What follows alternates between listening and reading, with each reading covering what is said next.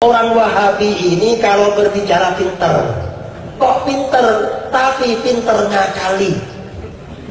Kok dikatakan ngakali?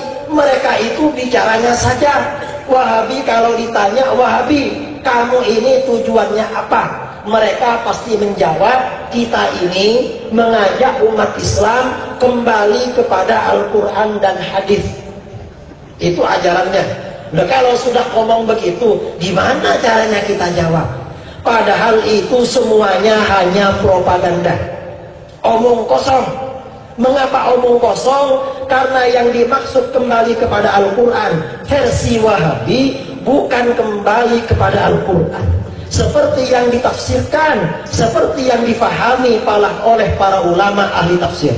Tetapi maksud kembali kepada Al-Quran yang pertama, kembali kepada terjemahannya. Itu yang pertama. Yang kedua, kembali kepada penafsiran Al-Quran seperti yang mereka maui, bukan yang dikehendaki oleh para ulama. Itu Wahabi.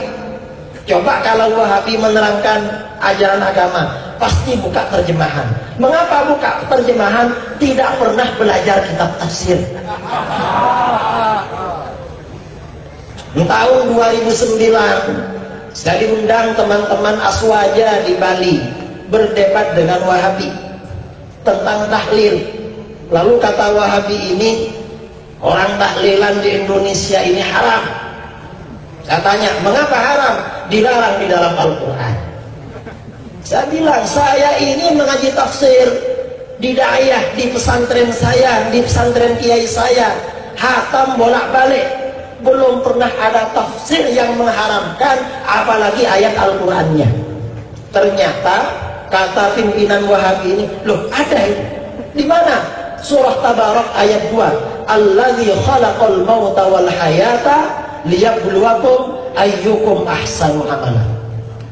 Allah yang menciptakan hidup dan mati, menciptakan mati dan hidup untuk menguji kamu, siapa di antara kamu yang paling bagus amalnya.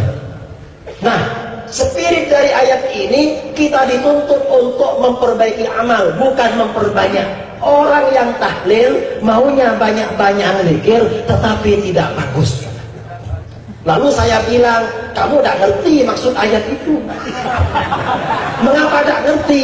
Yang menjadi spirit dari ayat ini, kita ini yang paling bagus amalnya. Kebalikan dari bagus itu adalah jelek. Berarti melarang amalan yang jelek, bukan melarang amalan yang banyak. Kalau amal soleh, apalagi zikir, semakin banyak semakin bagus, semakin baik. Di dalam Al-Quran, ya ayyuhalladzina amanu dzkurullah dzikran katsira. Berzikirlah kamu kepada Allah sebanyak-banyaknya, tapi kalau kamu sedikit-dikitnya, jangan sebanyak-banyaknya. Kamu bertentangan dengan Al-Quran. Itu Wahabi. Cuma ngomongnya kembali kepada Al-Quran, tetapi Al-Quran yang disalah tafsirkan. Padahal sabda Rasulullah SAW, man qala fil Qur'an bi ra'yih falyatabawwa maq'adahu minan nar. Barang siapa yang menafsirkan Al-Quran hanya mengikuti pikirannya sendiri, tidak berguru kepada para ulama-ulama sebelumnya, maka siap-siaplah masuk neraka. Itu siapa? Adalah orang-orang Wahabi. Al-Quran. Kemudian yang kedua, Wahabi ini sering mengatakan kembali kepada hadis, tapi ini juga propaganda. Mengapa propaganda? Karena yang dimaksud kembali kepada hadis versi Wahabi bukan kembali kepada kitab-kitab hadis seperti yang difahami oleh para ulama ahli hadis. Tapi bagaimana maksud kembali kepada hadis versi Wahabi? Yaitu kembali kepada satu hadis saja. Hadisnya cuma satu, yaitu hadis kullu bid'atin dhalalah. Itu Wahabi. Wahabi ini kemana-mana pasti yang dibawa kullu bid'atin dhalalah.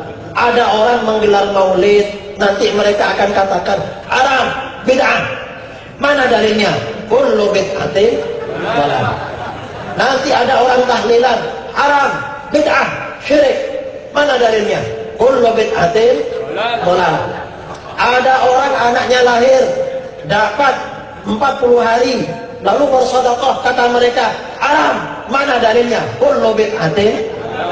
Ada orang istrinya hamil mengandung dapat 7 bulan selamatan, datang mereka, nanti mereka akan bilang haram. Mana dalilnya? Kullu bid'atin. Masa semuanya pakai kullu bid'atin? Ngomongnya kembali kepada hadis, tetapi hadisnya cuma tidak ada lagi, dan itu pun tidak dipahami seperti pemahaman para ulama ahli hadis. Karenanya saya kalau bertemu dengan mereka, saya kalau berdialog dengan mereka, saya katakan Anda bukan pengikut ahli hadis. Terus pengikut siapa, Gus? Anda pengikut ahli hadas, bukan ahli hadis. Ahli hadis tidak potongan sama sekali. Itu hadis.